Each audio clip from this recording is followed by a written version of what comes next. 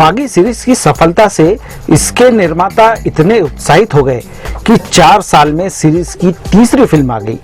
लोकप्रियता का फायदा उठाने के चक्कर में बागी 3 जल्दबाजी का शिकार नजर आती है।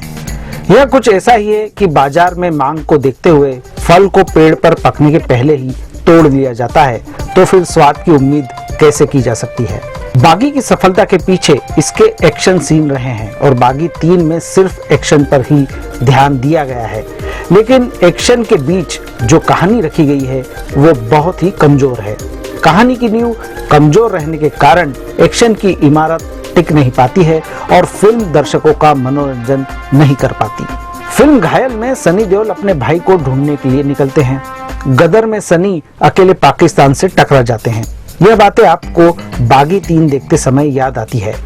इन फिल्मों के हाईलाइट पॉइंट्स को किसी तरह जोड़कर बागी 3 की कहानी तैयार की गई है। एक दक्षिण भारतीय फिल्म से भी प्रेरणा ली गई है, लेकिन इन फिल्मों में एक्शन के पीछे जो इमोशन और एंटरटेनमेंट था वो बागी 3 में नदारद है।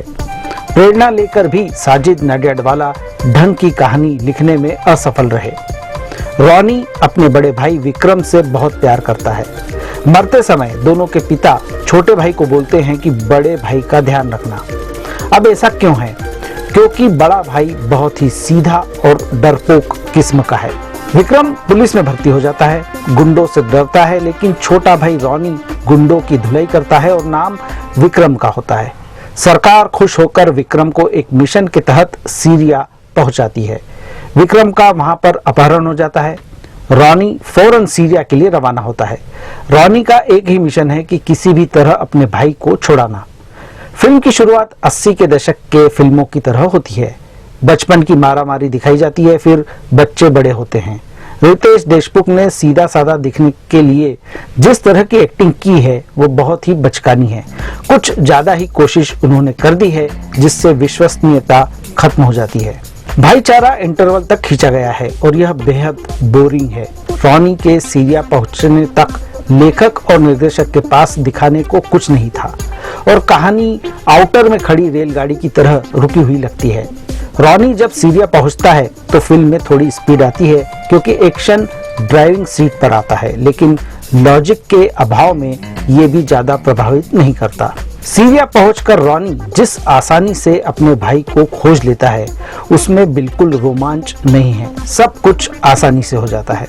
रॉनी अकेला ही सैकड़ों से भिड़ जाता है। हजारों गोलियां, हेलीकॉप्टर, टैंक, गोला बारूद, मशीन गन उसका कुछ भी नहीं बिगाड़ पाते। एक्शन को इतना ओवरडू कर दिया गया कि मजा ही जाता रहा। फिल्म के विलेन भी पावरफुल नहीं लगते, इसलिए रॉनी की उनसे टक्कर एकदम फीकी लगी है। सीरिया में विक्रम को उठा ले जाने वाली बात बिल्कुल भी नहीं जमती। पहले हाफ में एक्शन सीन कम है और इससे एक्शन देखने आए दर्शकों को थोड़ी निराशा होती है। कॉमेडी सीन और गाने ब्रेक का काम करते हैं। क्लाइमेक्स का एक्शन ही बांध कर रखता है। बागी 3 देखते समय यह बात बार बार महसूस होती है कि फिल्म बहुत लंबी है और यह फिल्म के लिए अच्छी बात नहीं है। फिल्म के संवादों में दम नहीं है। श्रद्धा कपूर द्वारा बोले गए डायलॉग्स अत्यंत घटिया हैं। गानों के मामले में फिल्म कंगाल है और पुराने हिट गीतों का सहारा लिया गया है। एक्शन सीन फिल्म का प्लस पॉइंट है और इसमें अच्छा खासा पैसा भी खर्च किया गया है।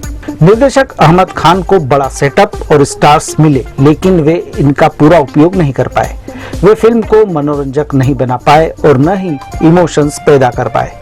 आधे से ज्यादा काम एक्शन डायरेक्टर्स ने किया है।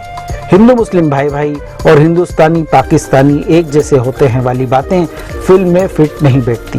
टाइगर श्रॉफ एक्शन सीन में जबरदस्त रहे हैं, लेकिन इमोशंस में पीछे रह जाते हैं।